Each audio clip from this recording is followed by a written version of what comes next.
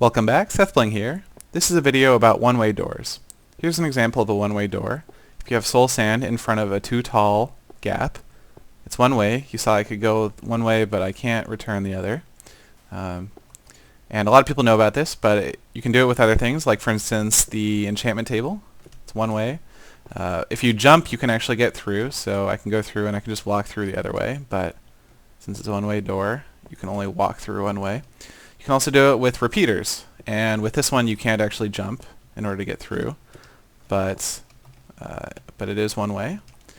And hatches also work. I like hatches because you can control with redstone whether it's one way, two ways, or either way. So that's pretty cool.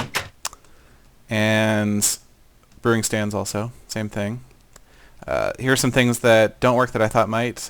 Beds don't prevent you from going through, and snow also doesn't actually have a hitbox.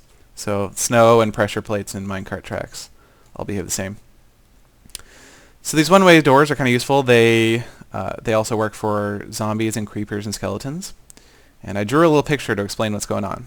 So if we look at the picture, we see Steve is standing on top of a block of soul sand. You'll notice that the soul sand is a little bit shorter than the grass blocks around it. And so when Steve tries to walk from the soul sand onto the grass, he actually takes a slight step upward. When Steve tries to do that, the game checks the yellow box above, which is intersecting the iron. It checks that whole box, even though there is enough headroom for Steve to take the step up onto the grass. It still checks the entire box, and since it sees that there is some iron there, it doesn't allow Steve to move up. Of course, if Steve was going the other way, he wouldn't be taking a step up, he would just be taking a little step down, and the game doesn't perform any such check. And so that's why it is a one-way door. And that explains all of these different things, and why Steve can't pass through them. So, hopefully you learned something, and thanks for watching.